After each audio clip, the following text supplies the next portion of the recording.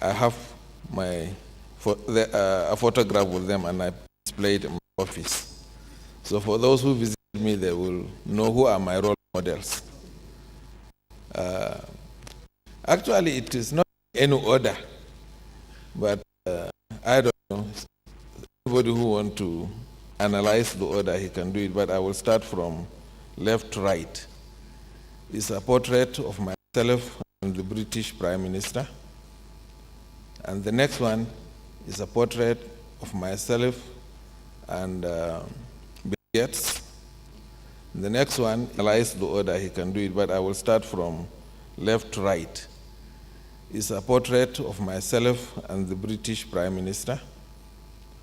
And the next one is a portrait of myself and Bill Gates.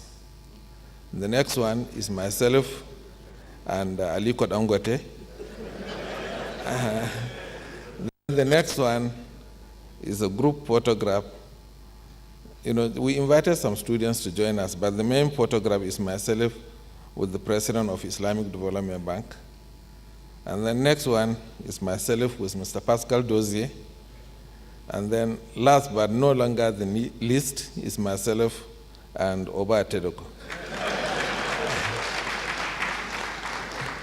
And whoever visits my office, I always, at least show off that these are the people I always admire. And they have made life easy for me because, I don't have to go and read. All I see is to look at them and copy them. Well, I'm going to talk to you about the contribution of the banking sector to agriculture and mineral sector development. This is very, very important because Nigeria initially is a country that depends on these two sectors. And many countries in the world today depend on these two sectors. And they are proud because they believe that these two sectors are very easy to use to grow the entire economy, because either integrating upward is always natural. You process and then you go. And the technology is not as complicated as depending on the oil sector. Today in the oil sector, we even have few exploration companies, few drilling companies. I think it's only First Bank that managed to have the first 3 rigs owned by Nigerians. Everything is external. So the bulk of the money leaves Nigeria, or never even comes to Nigeria, because even the bankers are foreign bankers. But when you look at agric and mining, the entire cash flow will revolve within the country. So it has a bigger multiplier effect to our economy than the oil sector, which is entirely external to us. So this conference is a very good forum so that we can discuss these issues as practitioners, as academicians, and as policymakers. Because unless we discuss and implement whatever we agreed to do, we will be going in cycles. We will be prone to external shocks, because the oil sector has brought nothing to this country but shocks. Every time you depend on even some new shocks that we never even thought they can be shocks. Things like oil bunkering and oil theft. These are shocks, because once they happen, they shut down the entire system. I think most of the figures you see, they don't even represent the theft. They say 400,000 barrels per day. That does not represent what is being stolen in this country. What is stolen is between 60 to 80,000 barrels per day. But once they start stealing your pipeline, oil from your pipeline, do you allow them to continue? No, you shut it down. And when you shut down, the entire production stops. So that is also lost. So when you see the entire what is lost, is lost mainly because of the shutdown and not because of the theft. The theft is little, but even that theft, since it is bringing another shutdown, it becomes a problem. But I don't know, I have never heard of agricultural output theft or cement theft. These are, peculiarities, so they actually lend themselves as better alternatives, because these shocks, I don't know how agriculture was able. The only shock we have in agriculture is koala bats and bad weather. But at least you know that these are natural, and there is nothing or very little you can do. It's not as annoying as what is happening in the oil sector.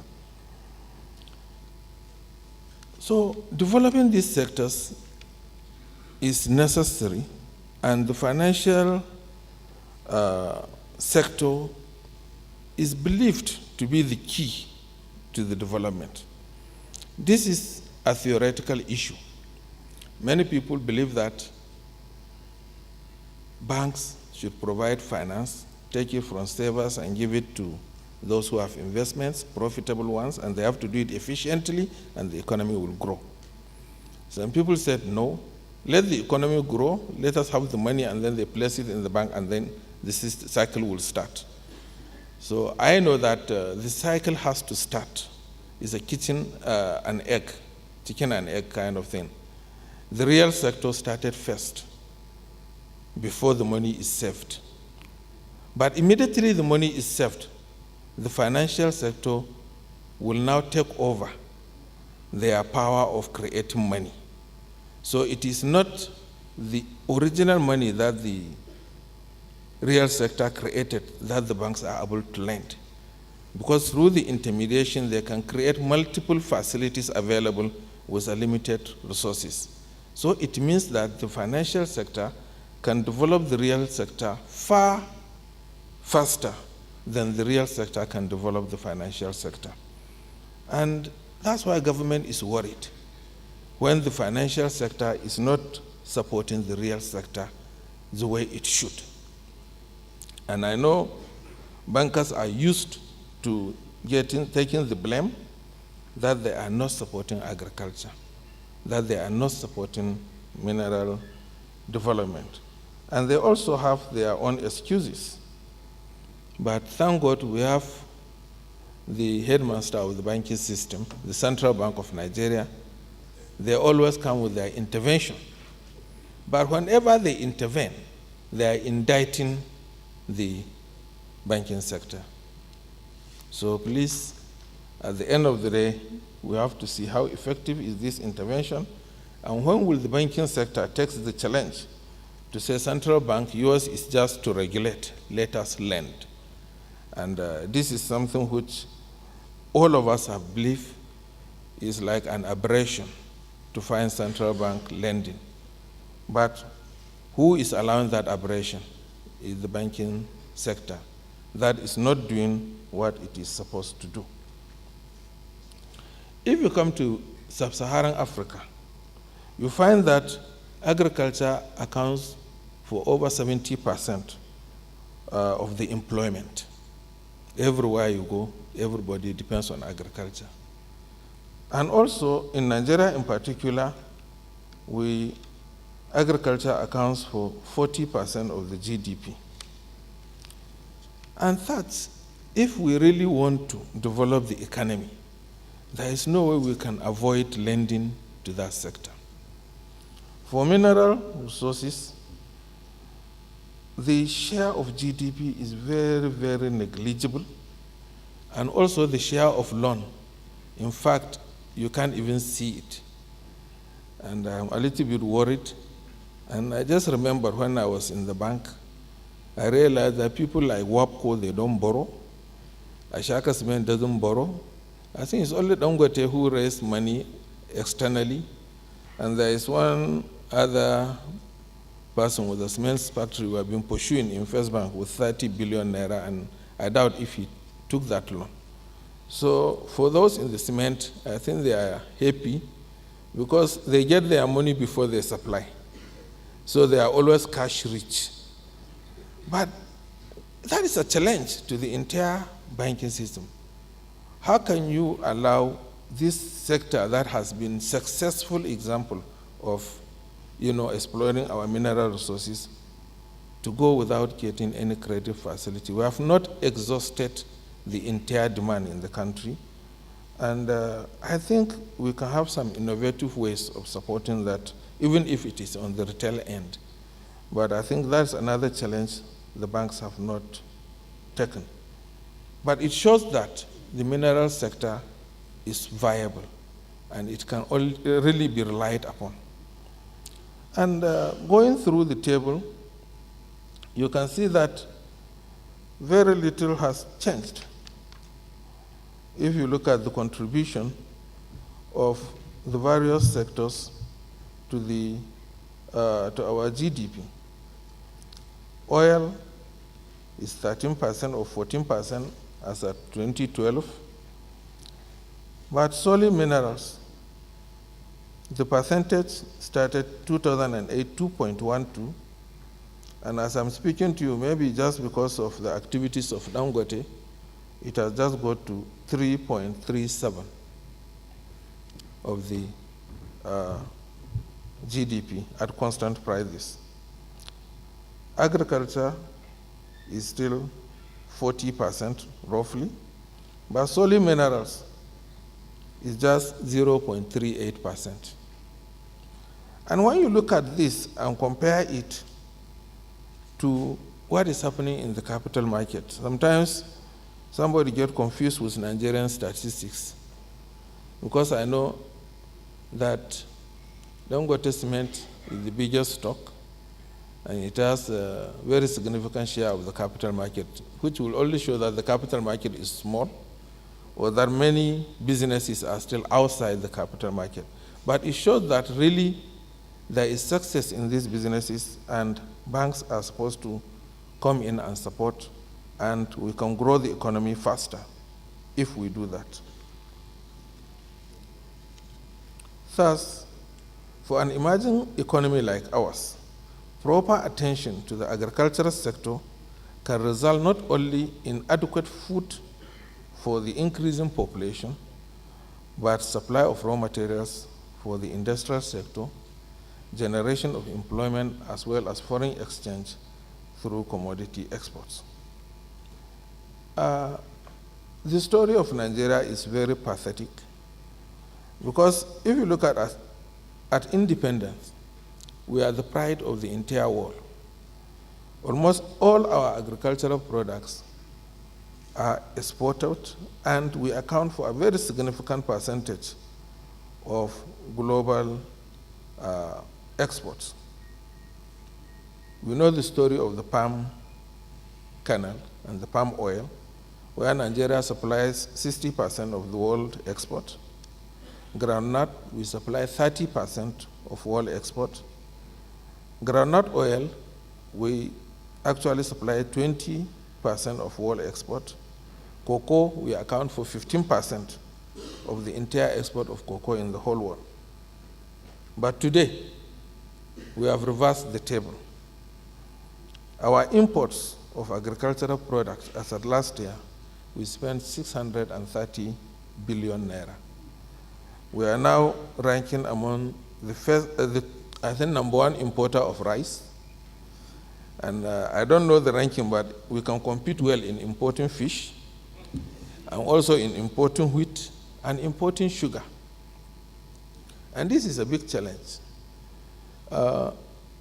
2 weeks ago, was it last week, Dangote signed the $3.3 billion facility for establishing his refinery, petrochemical, and the fertilizer plant. And in his own remark, he said he wants to do the same for sugar, and he didn't mention rice, but I know it was a challenge. He's buying some of the sugar plantations and also some of the sugar refining facilities in the country. But that shows that Nigerian banks, can really come together and create as many Dangotes as possible. There is no reason why if the banks can come together and put this facility for a refinery and a fertilizer plant, we cannot come and take the challenge to say that by 2015, Nigeria will not import a single grain of rice. That is a big challenge. We have put the policy in place to discourage importation of rice. But all the millers are coming. At first, they never even believe that there will be enough supply of paddy.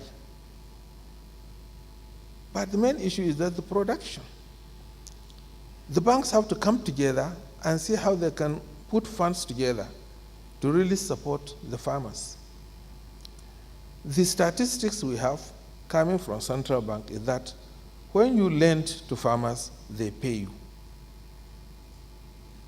I think we have First Bank's experience where the percentage of non-performing agri loans to performing is less than 1.5%.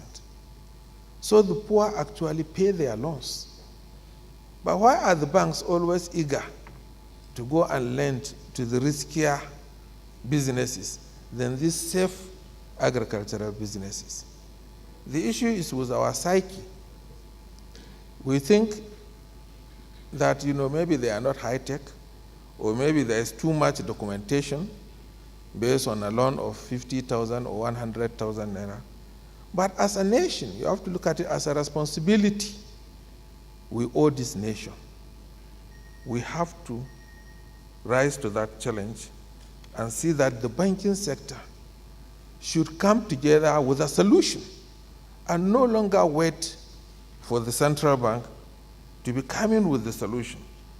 But if we want to believe that the banking sector is not innovative, is not ready to come with solution, they are always waiting for government, and they are always waiting for central bank to do the magic, I'm saying that time is running out and people are not patient.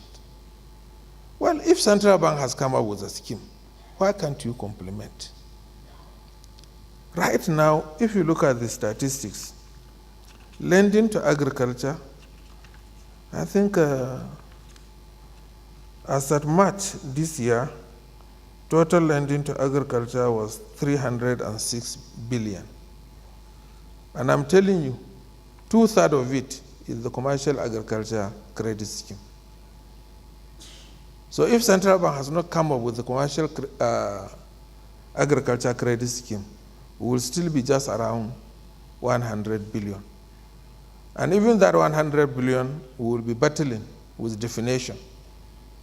Maybe people who are exporting frozen fish, they will account for about 20%.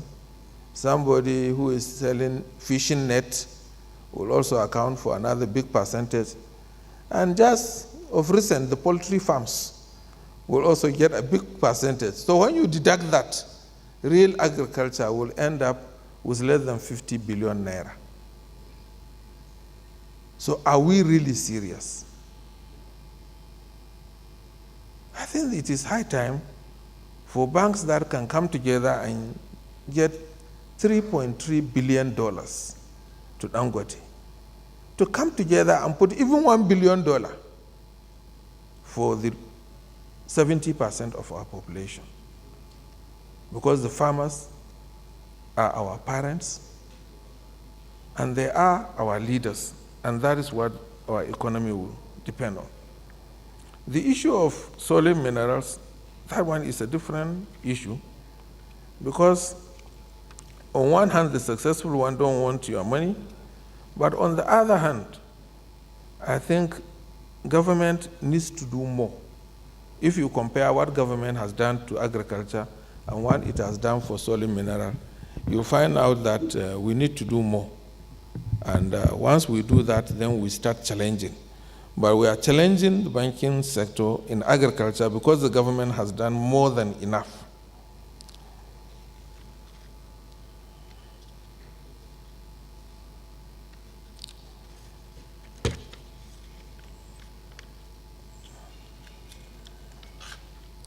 So what is the banking sector saying when they complain?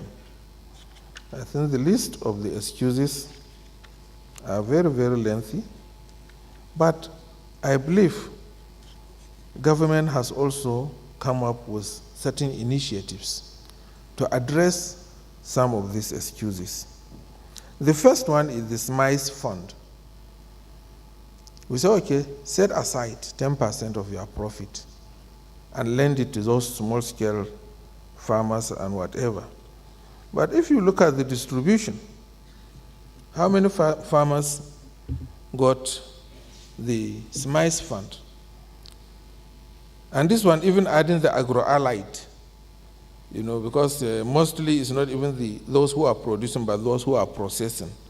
Only 45 out of 333 projects in the agric and agro-allied industry benefited from SMICE fund. This is money that you are even forced to set aside. But manufacturing got 144, almost 50% of the SMICE fund. Solid minerals, only 3 beneficiaries. So it shows something which is serious. Even the money that you are forced to set aside, when it comes to choosing who will benefit, you find that agriculture and solid minerals, they get a very insignificant percentage in terms of number as well as amount, because the total amount given to agriculture is 8.2%. For solid minerals, 0.21%. The bulk of the money went to tourism and leisure, that's hotels. They got 26%. Manufacturing got 28%. Services, hospitals, travel agencies, and so on, they got 16%. Yes, granted, right now, the services, tourism, leisure, they have the higher contribution to our GDP growth. But the bedrock of the economy has to be supported. And this shows the attitude. And I think before we leave this lecture, maybe some bankers will have to confess. We do soul searching. What is responsible for that negative attitude? Because it's not about risk. Because we have already said agriculture, the risk is less than when you are lending to hotels and the others who are getting the bulk of the money.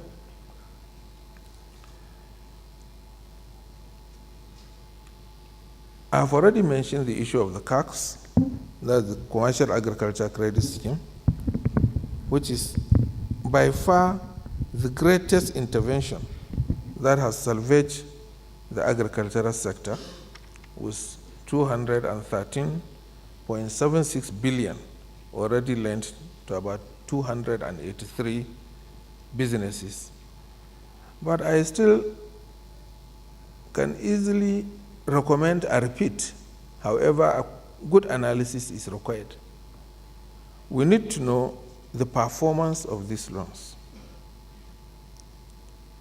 Because I know banks were very reluctant, and the time it takes to analyze was very, very long. Once we get the performance, then we can come forcefully. For instance, if less than 3% of these loans are non-performing, then it means that there is good ground to challenge the bank for CACS phase 2, whereby central bank can bring another 200 billion, and then the banks will match it with maybe about 400 billion. And we put it together. Because that kind of contribution to the economy is necessary. Because whether you do it or you don't do it, central bank can force you. When they go and mop up, they sell treasury bills to you. You know, the history of banking in Nigeria is very, very funny. Because any time central bank can look back, I think there was a time we had stabilization security, in addition to treasury bills. The present intervention, it doesn't need to be in treasury bills. And I think here I have to complain very loudly to the Central Bank of Nigeria. because they are not kind on government. They have to introduce some instruments that are cheaper than the treasury bills. Because right now, the amount of money government is paying as interest to the bankers is competing with the amount of money we are spending on capital projects. And it's making bankers lazy. Because if the entire banking industry has one customer from whom they will earn 700 billion, everybody will go and sleep. And that customer is the one who supplies the money. We give you deposit, you return it to us, and we have to give you 700 billion. And that was last year. This year, I don't know what the bill will be. So I think Central Bank has been very unkind.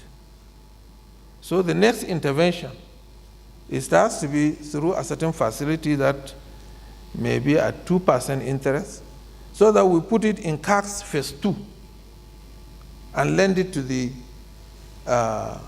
agricultural sector, maybe at 6%.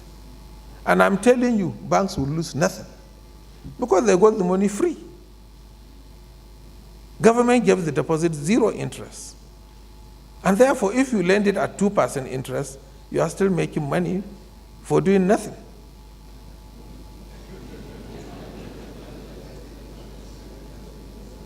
And then we have all contributed towards the development of the real sector. And I believe unless Central Bank does something like that, I don't know. Central Bank too, they have their own appraisal. So when the appraisal comes to me, this thing is I think I know how to mark them. And in First Bank, when you score less than 60%, Alex, what happens to somebody who scored less than 60%?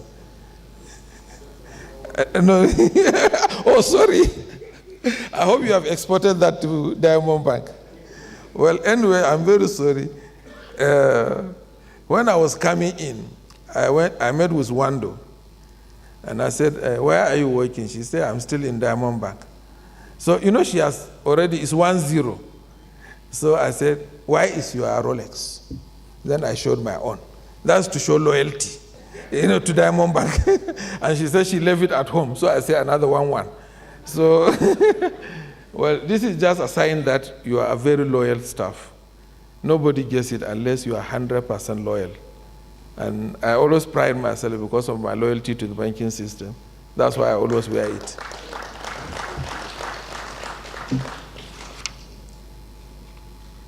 Talking about putting the money aside, this is not a big challenge. Even the loan. Central Bank has come up with NIRSAL, the Nigerian Incentive-Based Risk-Sharing System for Agricultural Lending. This one has already made most of the proposals bankable. People say, no, please de-risk. I could remember MD of First Bank. He's always talking of de-risking proposals. So with NIRSAL in place and the amount of money that is needed to make it viable, about $500 million, I think this sector is already de-risked. So once we put this, we have to come up. This is government putting. Among other multilateral organizations, you have the World Bank and others. But the challenge has to be taken.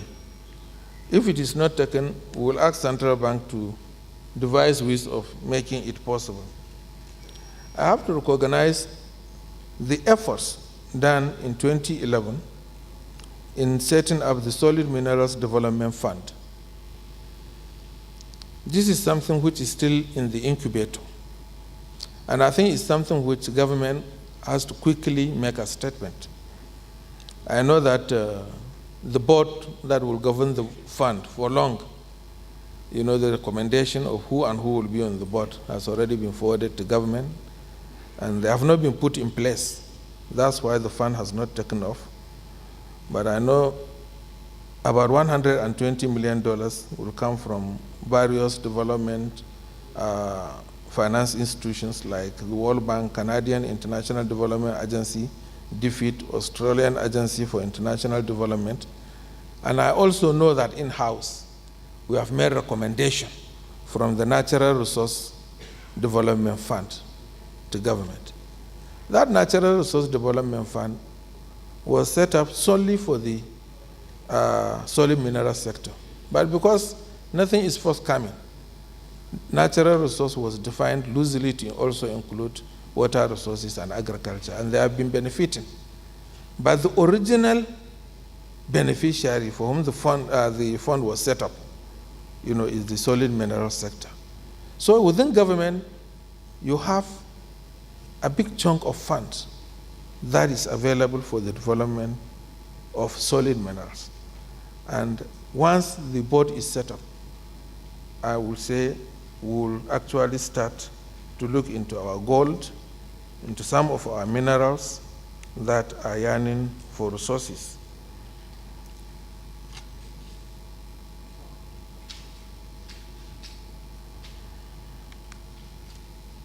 So, to conclude, I have to say we need to collaborate, because government cannot do it alone. Central Bank is doing its part, but the commercial banks have to come up and live up to the challenge. On our part, what is needed from us is the right incentives. We have to also improve on the macroeconomic environment, which we have done a lot of it, but the incentives are there. I've mentioned this fund. I've mentioned a lot of things that government has put in place. Central Bank has developed policies, and they are also supporting through their intervention. What we are waiting for is the commercial banks. If they are ready to join this match, then I think we can have a team of 3 players: government, the central bank, and the Nigerian banking system. And that is what is needed to develop the Nigerian economy. Thank you very much.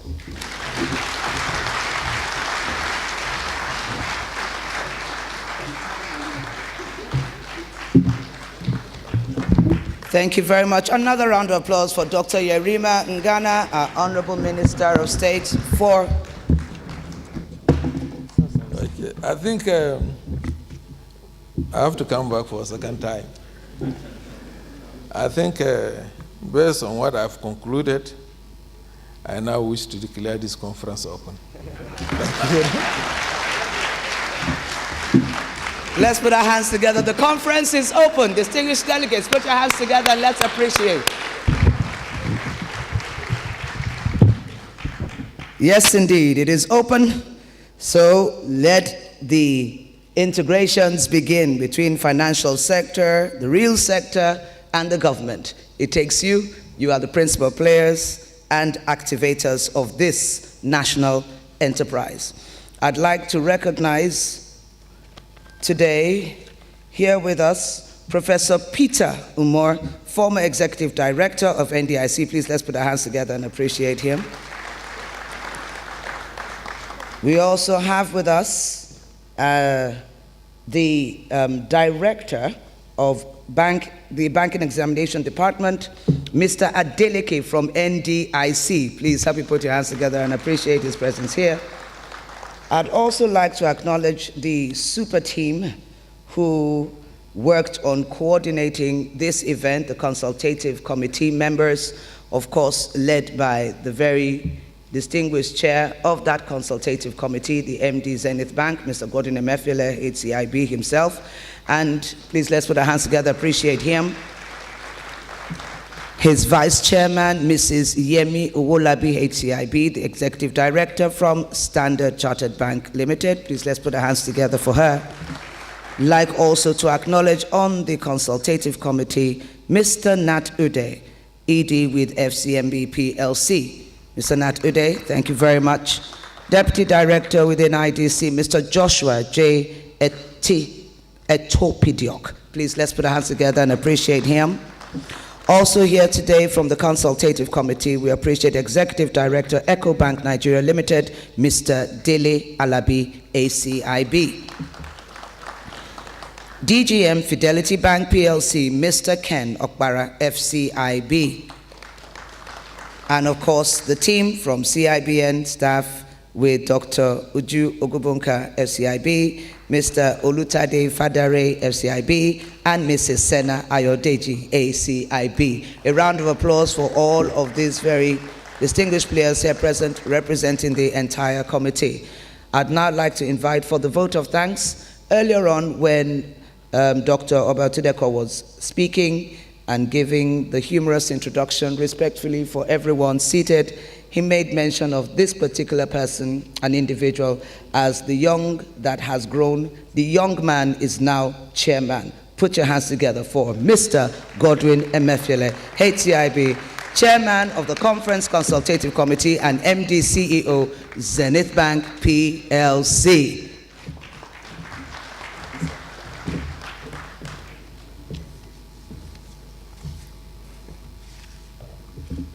Thank you very much. Your Excellency, the President and Commander-in-Chief of the Armed Forces, Federal Republic of Nigeria, Dr. Goodluck Ebele Jonathan, GCFR, duly represented by the Honorable Minister of State Finance, Dr. Yerima Ngama. Distinguished members of the National Assembly present, the chairman of the occasion and chair of the FBN Holdings, First Bank Holdings, and Honeywell, Dr. Oba Otudeko,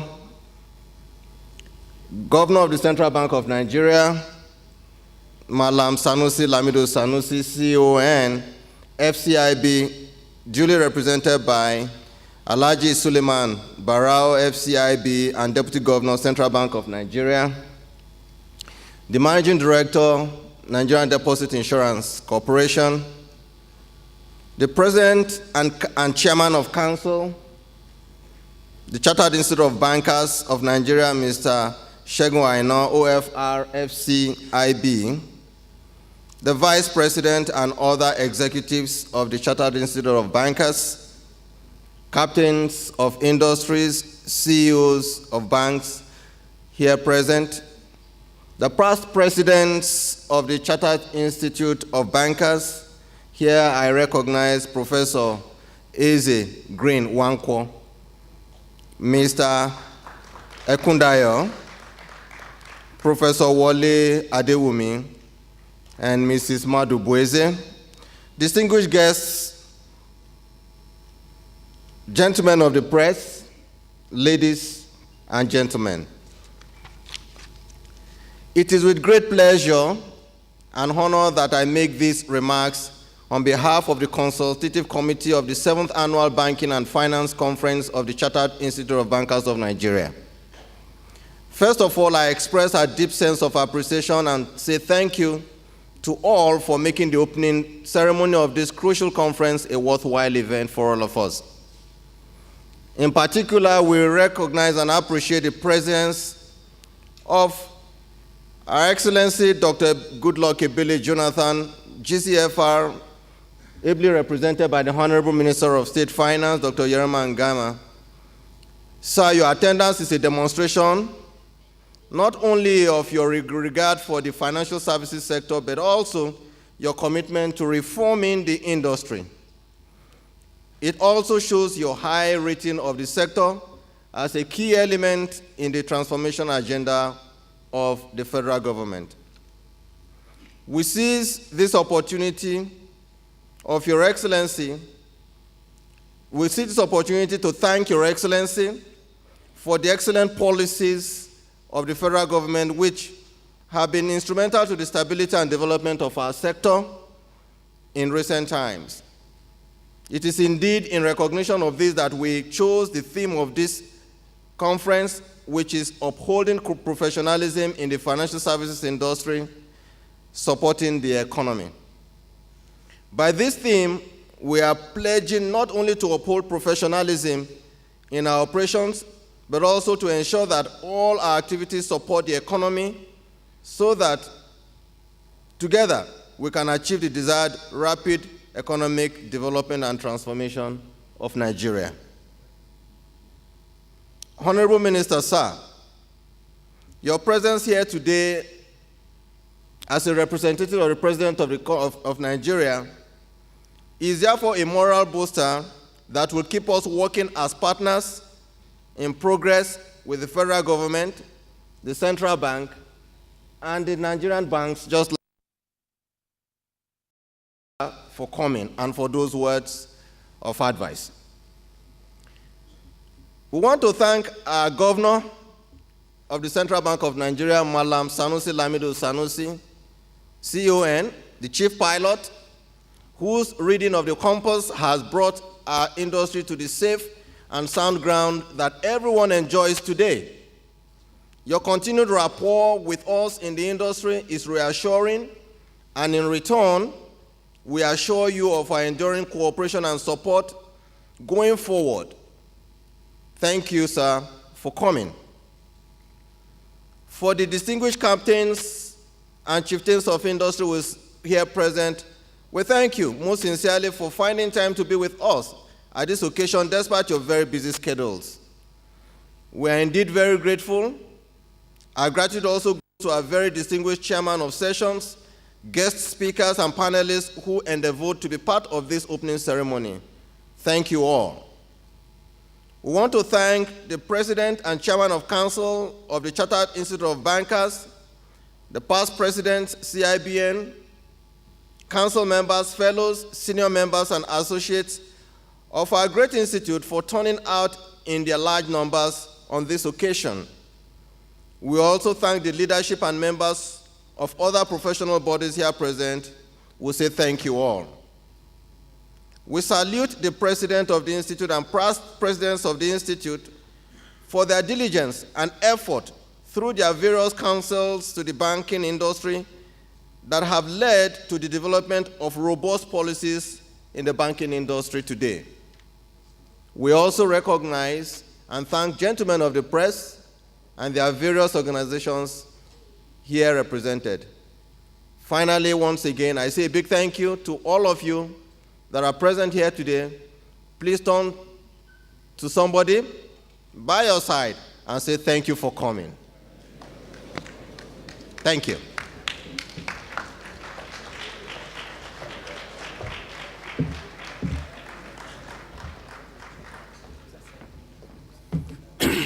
Distinguished ladies and gentlemen, the program is about coming to an end.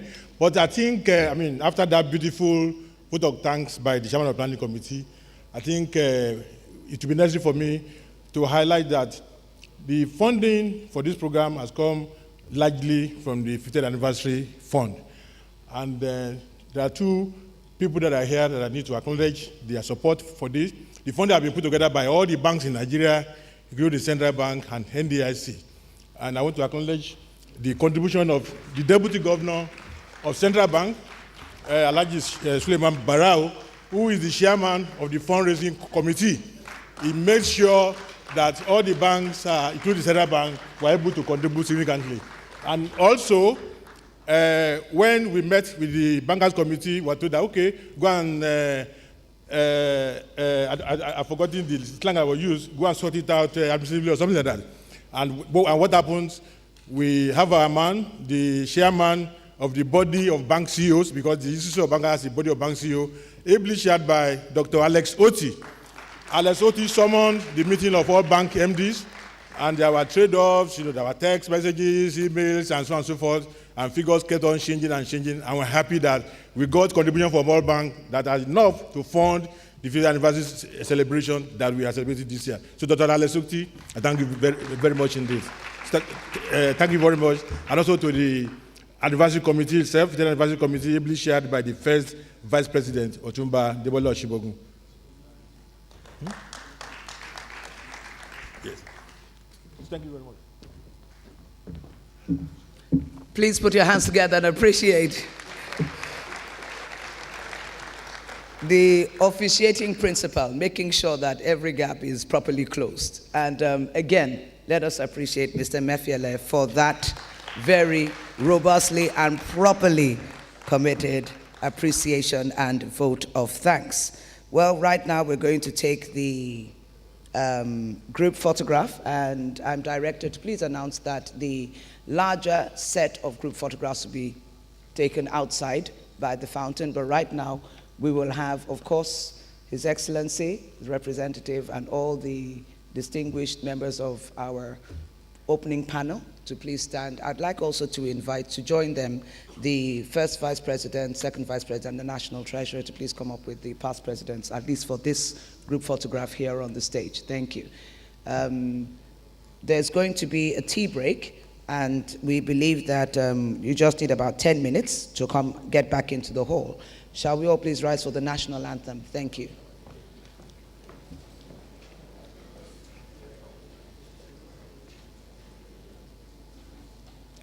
The national anthem. Arise, O compatriots, Nigeria's call obey, to serve our fatherland with love and strength and faith. The labor of our heroes past shall never be in vain. To serve with heart and might, one nation bound in freedom, peace and unity. One nation bound in freedom, peace and unity. Thank you very much. Tea break, and we're back in here by, what do we say? What is that, 12:30? This is 20 minutes after 12, maybe quarter to. Okay, we should be back in here by 12:45. 12:45, thank you. Please, for the group photo. He hadn't been born by then. So had I not been born by then. Deacon Onosodedi is unavoidably absent. I understand he's a bit under the weather, but we must salute his commitment to the Institute. Even at his age, he is ever willing to support the Institute. So I was quite... Thank you very much. I think the only similarity is that he used to be my chairman for a couple of years when we all sat together at Airtel board, and I can assure you he's a decent gentleman. I'll try and represent him well, but if I do not, please forgive me. I still have a lot of time to correct the errors. All right, we are going to be looking at post-global financial meltdown, lessons and applications for the financial services industry. Unfortunately, the minister has left, but I've told him I will see him sometime about 5 p.m. today so that we can talk about some of the topical issues that he has raised. But suffice it to say that there are a whole lot of imbalances structurally in the economy. So sometimes when you pick one item and you are discussing it in isolation, you tend to miss the point. For instance, you want to lend to agriculture at 2%, I'll be happy to do it at 1%. But we must ask ourselves a few questions. Where is monetary policy rate? Where is treasury bills rate? What are we doing with the foreign exchange market? Are we subsidizing the market? And if we are subsidizing the market, what are we doing with unemployment? Are we fixated on one side of the economy to the neglect of other important sides of the economy? Are we shipping jobs to China? And no offense meant, China is important, but we are more important than China to the extent that we need to create jobs for our people. We need to ensure that there is peace and harmony in our country, we need to ensure that even if inflation goes up, that people, because what is important is not the general price level, is that people are able to at least get themselves into jobs and they're able to take care of their daily living. So it's a debate that we can always continue to hold.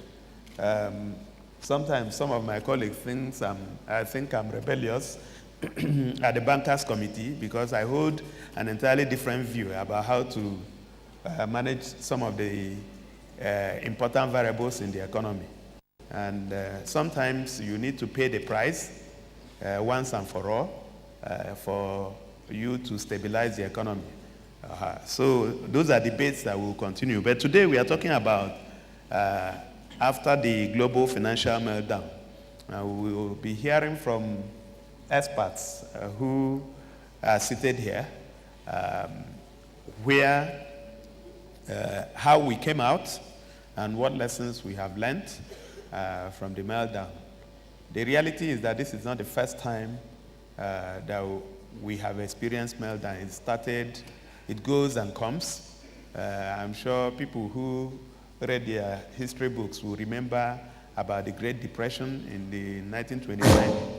And if we don't take the lessons of 2008 to 2009, history is always repeating itself.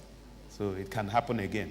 So we must learn lessons from some of the experiences that we've had in the past. And I will just be interjecting from time to time, but I know that I have experts here. I will start with Dr. Ladipo, who is a partner at Emaya Capital out of the UK. What kind of lessons do you think we can draw from the meltdown? First of all, what's your impression of the events that led to the meltdown, and what kind of lessons do you think we can draw? Dr. Ladipo.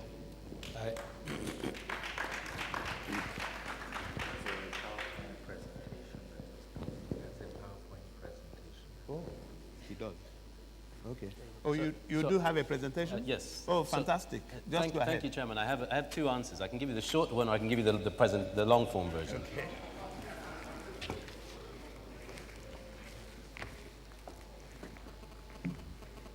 Okay, which of these works? But they both work. Okay. Should I switch one off?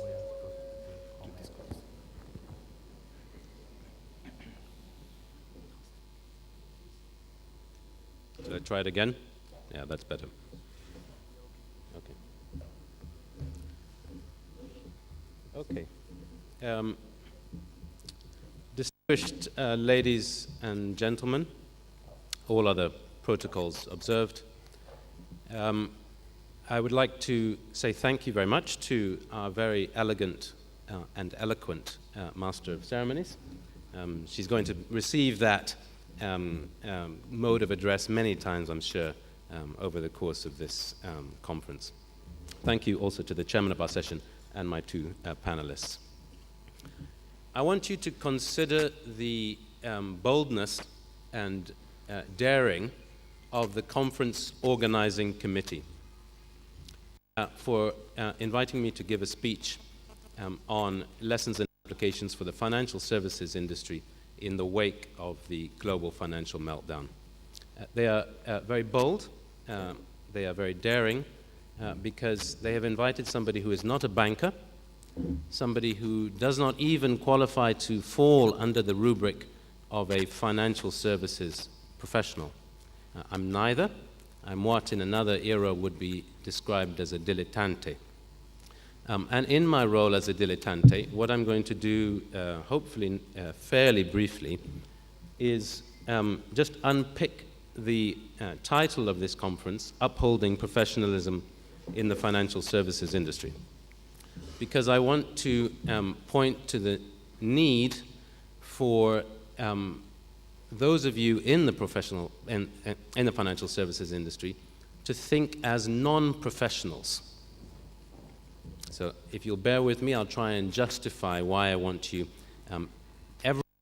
in your daily life as bankers to think as non-professionals. I'm sure we're going to have lots of discussion about the macroeconomic lessons to be learned from the global financial crisis. I'm not going to concentrate on those. I'm going to concentrate on microeconomic lessons. But to do that, I just want to do a quick canter through some of those macro lessons so that you can see why I'm not going to talk about them. We'll start with the crash. So those of you who are close enough to the screen will see this animation. Let's work back. What caused the crash? Very simply, many culprits. Irresponsible mortgage lending was one. Behind that was a failure to stem the housing bubble, failure on the part of regulators, central bankers. Everything on the left-hand side of the crash is looking at what happened in the US, the UK, Europe in particular. I'll come to Nigeria in a minute.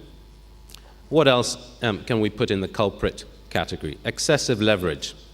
Behind that, what's referred to as the Great Moderation, period of low interest rates and also low volatility of those rates.